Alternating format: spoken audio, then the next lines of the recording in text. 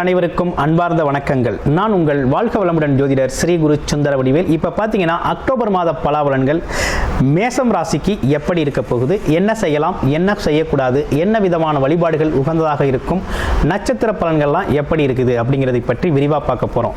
உங்களுடைய ராசியில் இருக்கக்கூடிய முதல் முக்கியமான ஒரு விஷயம் என்னன்னு கேட்டிங்கன்னா, மேச ராசியை பொறுத்த வகையில் பார்த்தீங்கன்னா வேலை தொழில் சம்பந்தப்பட்ட ஸ்ட்ரகிளிங் அப்படிங்கிறது தொடர்ச்சியாக இருந்துக்கிட்டே இருக்குது கடந்த காலங்கள்லேருந்து. அது மட்டும் இல்லாமல் குடும்ப பிரச்சனைகள், அதே போல் கடன் பிரச்சனைகளுக்கு ஒரு தீர்வு அப்படிங்கிறது தேவைப்பட்டுக்கிட்டு இருக்குது.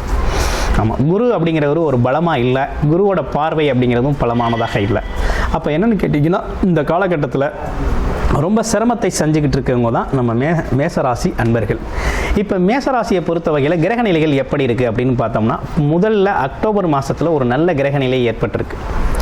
என்னென்னு கேட்டிங்கன்னா, சூரியன் புதன் சேர்ந்து புத ஆதித்ய யோகத்தை ஏற்படுத்தும் வகையில் ரொம்ப அற்புதமாக 6ஆம் இடத்துல புத ஆதித்ய யோகம், 7ஆம் இடத்துல உங்களுடைய ராசிநாதன் ராசியை பார்க்கக்கூடிய ஒரு அற்புதமான ஒரு அமைப்பு அப்படிங்கிறது உருவாயிருக்கு. சனி பகவான் வழக்கம் போல் 12ஆம் இடத்துல உங்களுக்கு 7.5 சனி அப்படிங்கிற ஒரு பாதிப்பை கொடுத்துக்கிட்டு தான் இருக்கிறார்.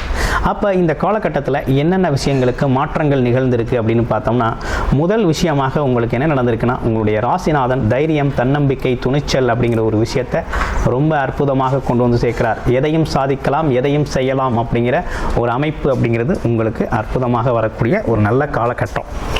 ஆமாம், தைரியம், தன்னம்பிக்கை, துணிச்சல் அப்படிங்கிறது நல்லா இருக்குது.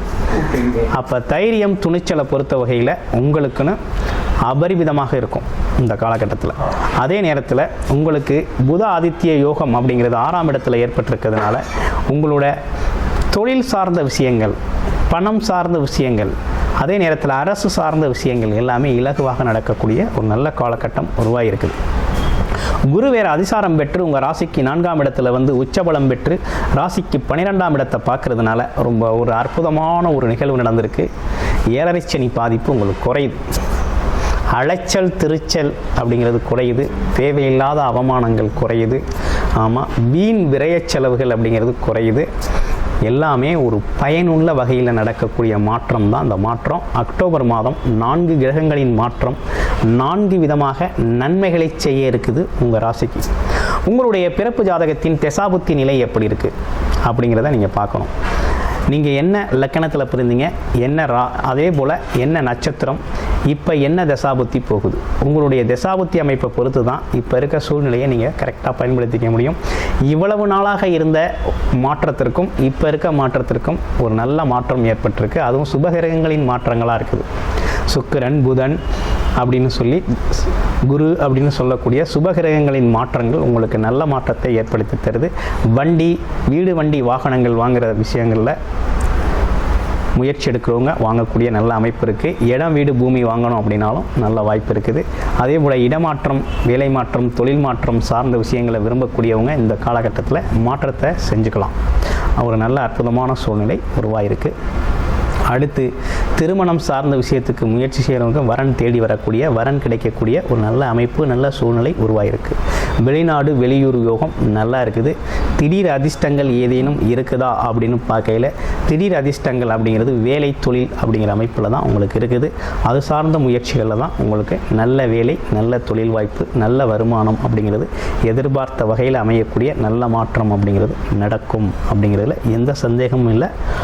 மனசு அப்பப்போ சின்ன சின்ன குழப்பத்துக்கு ஆட்படும்.